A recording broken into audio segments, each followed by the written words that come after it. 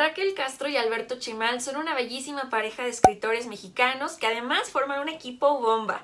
Por un lado, Alberto es el maestro de lo que él llama literatura de lo imaginario y Raquel, por otro, siendo periodista, creo que le da un toquecito más racional a sus obras. De hecho, yo los conocí en una charla que tuvieron juntos en Para Leer en Libertad, donde platican los libros que los hicieron lectores. Les dejo el enlace aquí abajito para que lo puedan ver.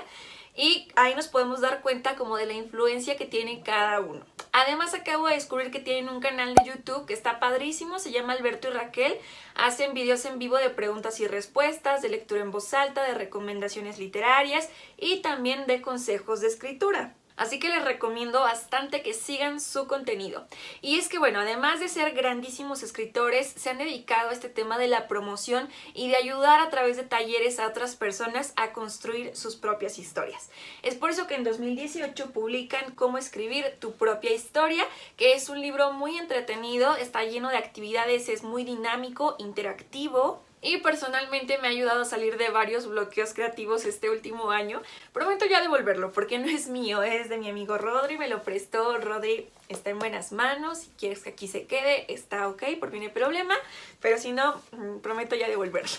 No es cierto, sí devuelvan los libros. Prácticamente trabajo todos los días con este libro y se lo recomiendo porque es como este aliado que nos permite estar en constante aprendizaje. En total tiene 100 ejercicios de escritura creativa que nos ayudan como a soltar la pluma, como a romper la hoja en blanco, que es lo que muchas veces nos da miedo al principio de una carrera escrituraria. Entonces 10 de 10, ojalá que puedan conseguir este libro. De cualquier forma, en un momento más les voy a compartir mis ejercicios favoritos y algunos más que implementado de otros lugares, pero bueno, vamos a tratar de ir en orden en este video. Tú obviamente estás aquí porque quieres escribir un cuento, una novela, y lo primero que te tengo que decir es que tienes que asumirte ya como escritora, como escritor, porque es el primer paso que necesitamos para una vida de disciplina, de rituales, de todo lo que involucra este proceso. Con los rituales me refiero pues justo a estar todo el tiempo con una libreta, todo el tiempo ser muy observadores y no únicamente con el sentido de la vista, sino con todos los sentidos, darnos cuenta de cuando probamos un chocolate, cuáles son las sensaciones en la boca, en la cabeza, en el resto del cuerpo, qué pasa en un día frío, cuáles son las diferencias corporales con un día caluroso, lo que sucede cuando nos caemos, cuando tenemos alguna herida, cuando estamos muy contentos. Los escritores, como cualquier otro artista, tienen que estar muy conscientes lo que sucede dentro y fuera de sí mismos, porque eso es lo que nutre la obra. Y en ese sentido van las primeras 5 actividades que se nos proponen en este libro, que nos ayudan a ser mejores escritores, estar más conscientes de lo que va a ser el texto. La actividad número 1 es leer. Definitivamente leer nos abre el panorama, y no solamente leer literatura, sino leer historia, geografía, ciencias, física, todos esos conocimientos que tienen que ser clave para la construcción de escenarios, de personajes, de diálogos. O sea, es de verdad importantísimo. No nada más porque, pues yo leo un libro al mes, ya estoy del otro lado. No. Hay que tratar de salir de nuestra zona de confort, leer las cosas que incluso no nos gustan o que no nos llaman la atención, porque eso, insisto, nutre a nuestra obra. Punto número 2, no quedarte solamente con libros, con literatura, sino ir a otras obras de arte. ¿Qué pasa con la plástica? ¿Cómo es que se mezclan los colores? ¿Cómo se hace una escultura? ¿Qué pasa incluso con la arquitectura, la fotografía? Tengo que ver el cine, tengo que estar consciente de todas las otras cosas que también están jugando con los sentidos y sobre todo que tratan de alguna forma de conmover a los seres humanos, que es la finalidad última de las bellas artes. Número 3, escuchar cómo habla la gente, escucharme a mí misma, cómo hablo en voz alta, pero también en mi mente, porque el lenguaje es nuestra materia prima. Si yo a todos mis personajes los pongo hablando como Mónica habla, entonces creo que no van a tener mucho sentido.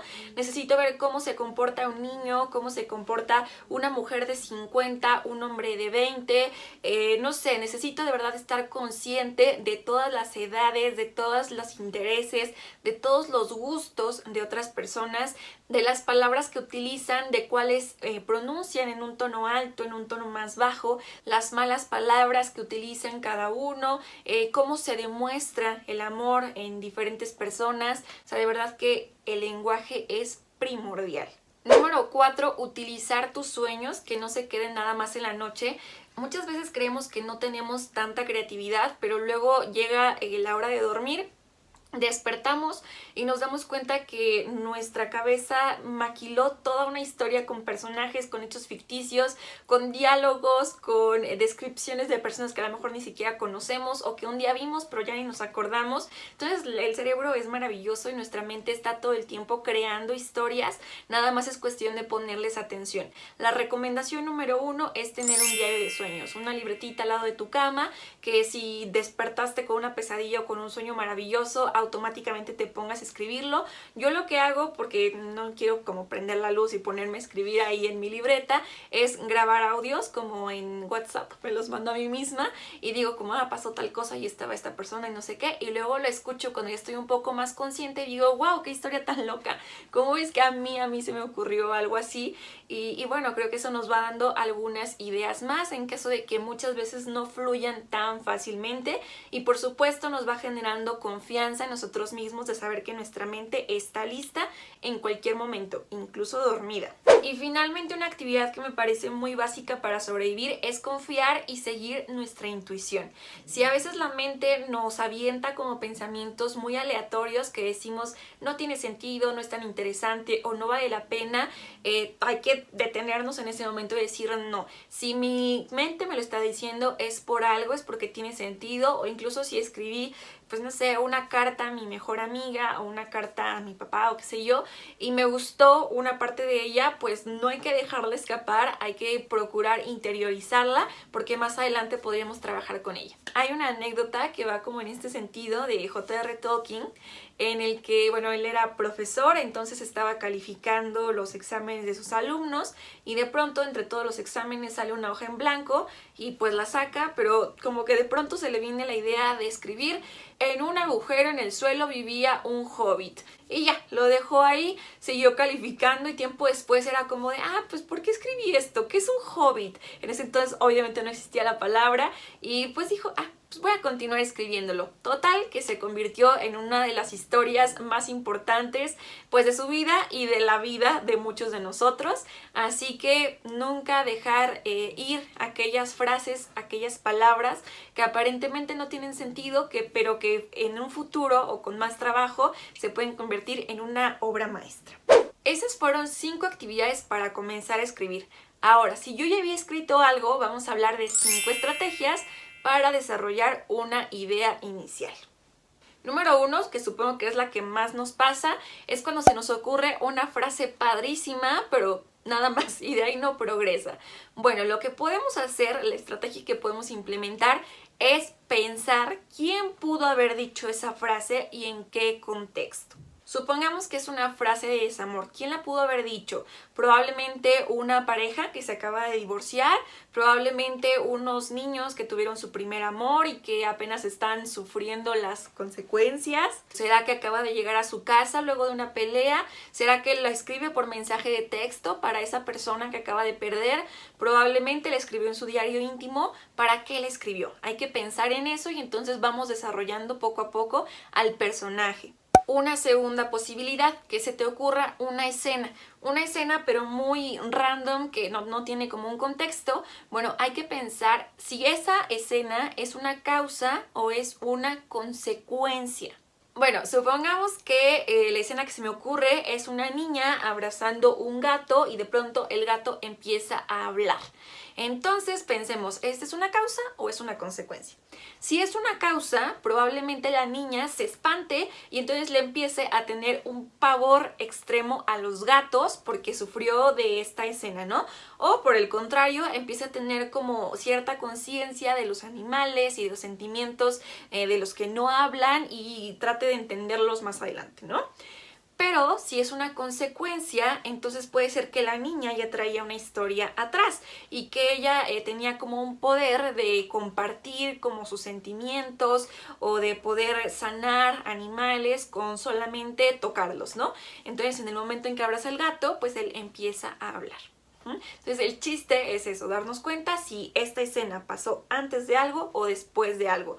Si no lo sabemos, pues obviamente hay que inventar ambas partes y vemos cuál queda mejor, cuál está más interesante. Siguiente posibilidad, que se me ocurra un escenario, pero no sé qué pasa en ese escenario.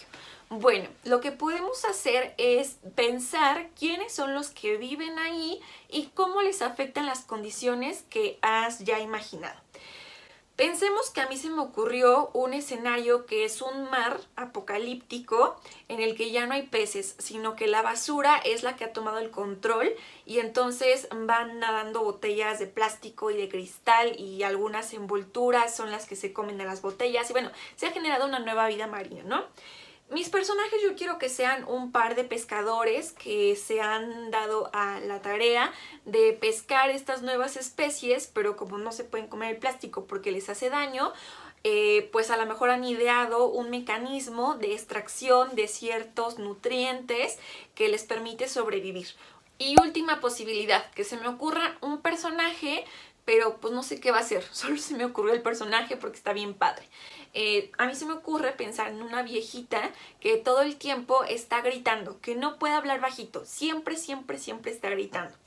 Lo que yo tengo que hacer, mi estrategia en este caso, es pensar en su pasado. Tengo que hacer una biografía. Supongamos que es un personaje histórico, pues yo tengo que inventarle quiénes fueron sus papás, dónde nació, qué estudió, si es que estudió o a qué se dedicó toda su vida, si se casó, si tuvo hijos, cuáles eran sus gustos, cuáles fueron sus actividades más emocionantes, qué fue lo que hizo que fuera un personaje interesante o revelador hasta cierto punto para mí.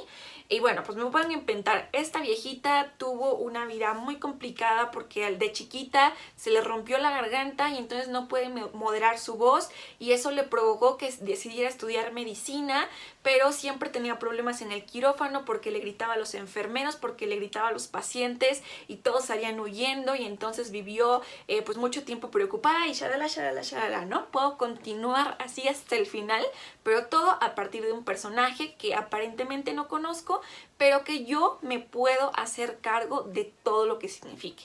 Recordemos que los personajes son eso, no son personas, es algo inventado y un personaje no tengo que ser yo. No, yo no tengo que ser esa viejita y cómo actuaría yo si estuviera en sus mismas condiciones. No, ella es ella y yo soy yo. Hay que procurar desprendernos cada que se nos ocurra el nombre de un personaje o cualquier característica porque eso es lo que lo va a dotar de realismo y lo que va a hacer que empatice con personas diferentes a mí. De verdad que estas estrategias son muy útiles para hacer crecer nuestra historia, así que espero que te sirvan. Bueno, ahora como te prometí al inicio del video, te voy a compartir mis 5 actividades favoritas que encontré en Escribe tu propia historia. La primera y la que me parece más emocionante es buscar una fotografía vieja, de preferencia donde aparezcas tú, si no, pues de cualquier otra persona. Y entonces, si apareces tú, trata de recordar qué es lo que pasó en ese día que te tomaron la foto. ¿Por qué sales llorando? ¿O por qué sales sonriendo? ¿Por qué tienes una paleta en la mano? ¿O por qué estás de tal forma, no? ¿Qué fue lo que pasó ese día? Si ya no te acuerdas, está mejor porque puedes inventar todo el contexto de lo que sucedía a tu alrededor. ¿Quiénes son los que están a tu lado? ¿Por qué están en ese lugar? ¿En qué momento del día fue? Etcétera. Y en caso de que sí te acuerdes que ocurrió ese día, no hay ningún problema, lo escribes y tratas de alterar algunos hechos, ¿no? Como supongamos que era tu cumpleaños y te celebraron con un pastel. Bueno, resulta que ese día que tuviste 100 invitados, le vas a escribir en tu relato que no llegó ningún invitado. Y entonces te quedaste con el pastel para 100 personas y con la comida y tus papás que dijeron. Y bueno, vamos a pensar, ¿no? Tratar de imaginar situaciones diferentes a las que en verdad ocurrieron. Siguiente actividad, escribir una autobiografía, pero cambiando tu lugar de nacimiento. Supongamos que naciste en Australia, o en Francia, o en Bélgica, o en Serbia, o en Haití, o en Estados Unidos, o en Argentina. ¿Qué es lo que pasa en la vida de ti, suponiendo que estuvieras en ese otro lugar o en alguna ciudad diferente de tu mismo país? Pero para eso, obviamente, tienes que hacer una investigación, ver cuáles son las tradiciones, las costumbres, cómo se viste la gente en ese lugar, qué comen, porque todo eso tiene que estar en tu biografía y cómo tú actuarías ante los estímulos que te está ofreciendo esa nueva nacionalidad. Y ahí es como si estuvieras creando a un nuevo personaje parecido a ti, pero no igual. Siguiente actividad. Pídele a un amigo o a tu primo o a tu abuela que te cuenten una historia, pero a la mitad. A lo mejor que te digan que tu abuela te cuente del día que se casó, pero que no te diga qué pasó en la fiesta, solamente qué pasó en la misa, ¿no? Y entonces tú imagínate lo que pasó en la fiesta, de acuerdo a lo que ya tienes de contexto de la misa, qué pasó después. O suponiendo que tu primo te cuenta de su primer día en la escuela, pero te cuenta hasta la hora del recreo, pues dile ahí detente, ahí stop. Y con ese contexto que tienes de las primeras horas, ¿qué crees que le pudo haber ocurrido al primo después del recreo? Ajá, siempre que te cuenten la historia a la mitad y tú complétala para que entonces tengas nuevos escenarios, tengas nuevas situaciones y lleves al personaje que ya existe a una nueva posibilidad. Número 5, que creo que siempre funciona pero nos da miedo hacer, escribe sin parar. Agarra una hoja en blanco, una pluma y entonces ponte a escribir hasta llenar la hoja. No lo pienses, imagina que de eso depende tu vida y entonces solo escribe lo que se te venga a la mente. Porque siempre, insisto, que nuestra mente está trabajando, pero nosotros no le confiamos. ¿De que puedes? Puedes. De que va a haber muchos pretextos, definitivamente los va a haber, pero te vas a dar cuenta cómo poco a poco esas hojas se van a ir llenando de manera más correcta, las oraciones van a ir teniendo un poco más de sentido y las historias que ahí aparezcan van a ser cada vez más interesantes, porque eso es un ejercicio y los ejercicios nos permiten mejorar cada vez más. Ahora, como punto extra de Alberto Chimal, también tomé su taller de introducción a la escritura narrativa en Doméstica. Les dejo el link aquí abajo para que se inscriban. Está padrísimo porque tiene un ejercicio que se llama El Paseo, en el que te dice sal 5 minutos de donde sea que estés, fíjate en todo lo que hay a tu alrededor y regresa. Entonces regresa y escribe todo lo que hiciste y todo lo que viste y lo que aconteció, ¿no? Ahora vamos a cambiar el orden de los sucesos. Ahora vamos a introducir hechos fantásticos. Y total que terminas con una historia fabulosa. A mí me encantó la historia que escribí, así que les recomiendo este taller. Él lo explica mucho más bonito, pero creo que este ejercicio también puede funcionar dentro de los 5 puntos anteriores. Salir, tomar un paseo, regresar y escribir todo lo que aconteció, porque nos damos cuenta que en la cotidianidad también hay grandes historias que en lugares que aparentemente son X, de verdad que ocurre la vida. Si aún así consideras que te faltan ejercicios, te dejo en la tarjeta de aquí arriba mi video de cómo combatir la hoja en blanco, que creo que puede funcionar para estos primeros textos. ¿Cómo vamos hasta el momento? Ya tienes 5 actividades para empezar a escribir, 5 formas de desarrollar una idea inicial y 5 maneras de combatir la hoja en blanco. Si has seguido estas 15 posibilidades, definitivamente ya hay muchas historias en tu haber. Ahora le toca a tu intuición elegir la que se vea más prometedora, la que consideres más interesante o que al menos tengas una idea mucho más clara y profunda de sí. Ahora sí viene lo bueno, así que ya elegiste porque ahora vienen los 5 pasos para planear esa historia. Paso número 1, preparar un resumen por etapas. Estas etapas se dividen en las siguientes. Comencemos por una storyline. Se trata de que en una línea nos cuentes en total de lo que se va a tratar tu historia. Sí se puede, totalmente se puede.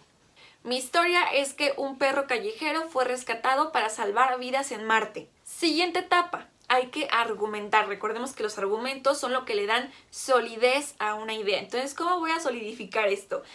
Pues que el perro fue rescatado de una perrera porque se dieron cuenta que era el único que había viajado a Marte en una expedición y que había dejado a otros compañeros en el espacio y tenían que llevar al perro para que los fuera guiando hasta donde estaban.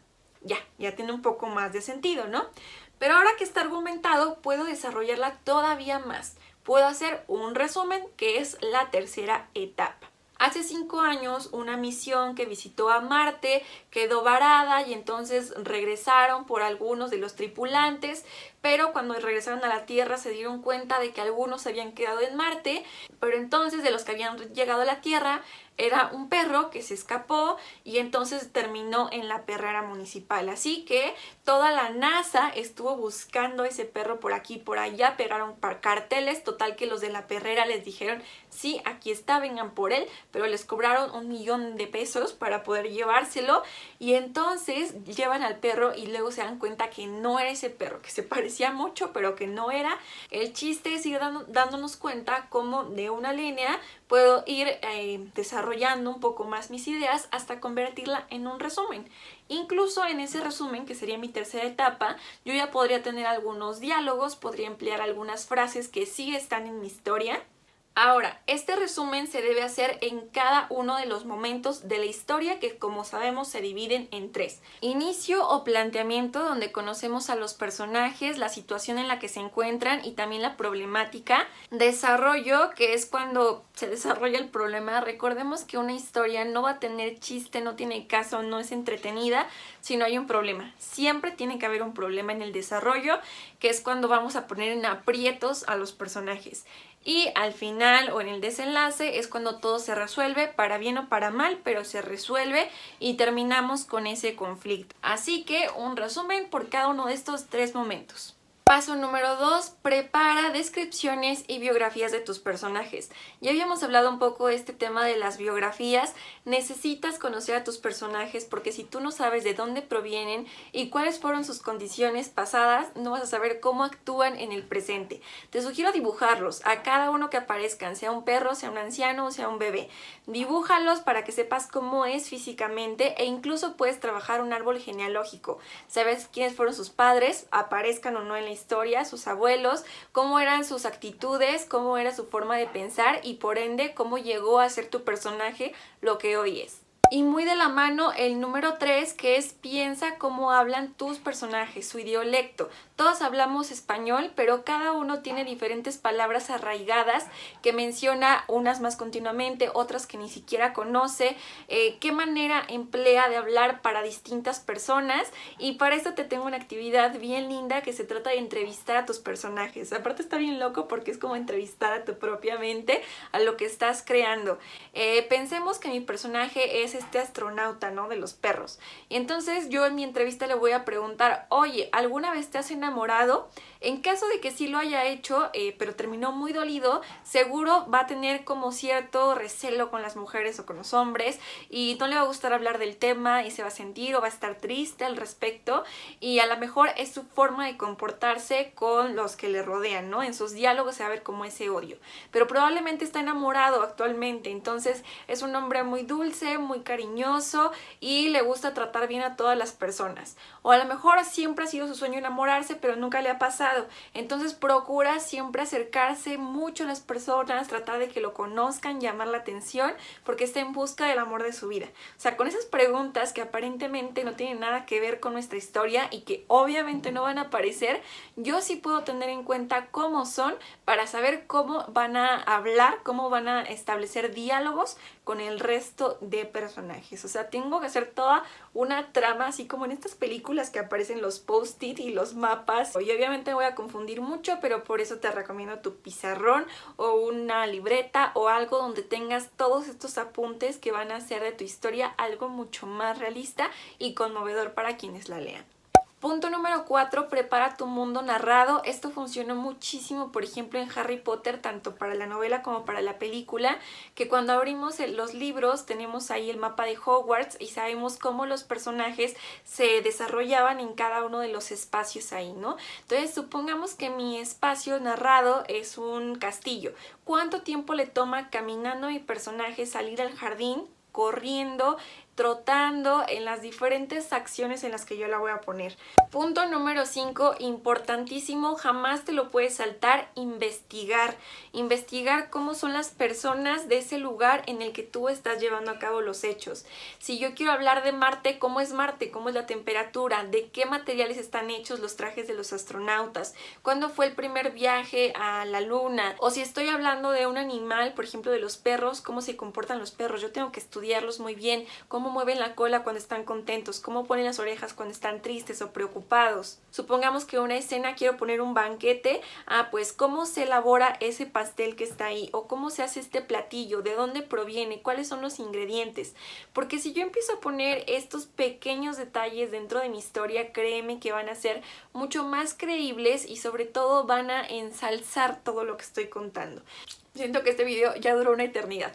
Bueno, lo que sigue ahora es investigar a qué subgénero narrativo corresponde tu historia, porque eso te va a permitir investigar cómo son las características de los personajes, de los escenarios, cómo debes describirla, para que más o menos tengas una idea más clara. Digo, no está mal combinar subgéneros, pero creo que para empezar nos conviene ceñirnos un poco como a lo tradicional para ir desarrollando bien nuestras ideas.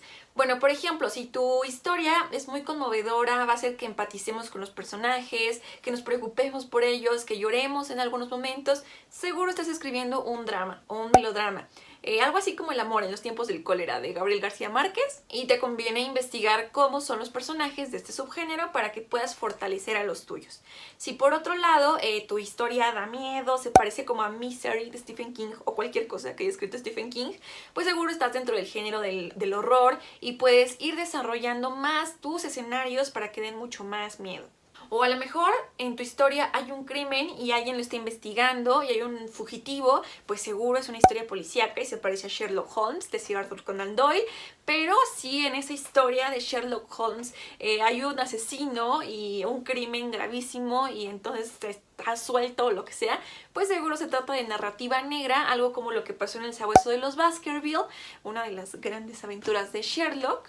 Y tendrás que leer algunos relatos parecidos para que veas más o menos el estilo. No se trata de copiar, pero definitivamente no hay nuevas historias, solo nuevas maneras de contarlas. Así que ayudarnos o inspirarnos de lo que ya está escrito siempre es una alternativa. Un texto muy poco escrito que ojalá que te llamara la atención es el relato histórico, algo así como Noticias del Imperio de Fernando del Paso, donde tenemos un poco de, pues eso, lo histórico combinado con lo ficcional, que obviamente hay que investigar muchísimo, sobre todo si estamos hablando de personajes que se conocen o de lugares que se conocen, de espacios que se utilizaron en algún momento de nuestro pasado. Hay que investigar muchísimo para no errar en los datos. Un género muy explorado y explotado en el buen sentido. La ciencia ficción, hay que leer muchísimo de Ray Bradbury, Crónicas Marcianas, Fahrenheit, creo que nos pueden ayudar mucho en ese sentido.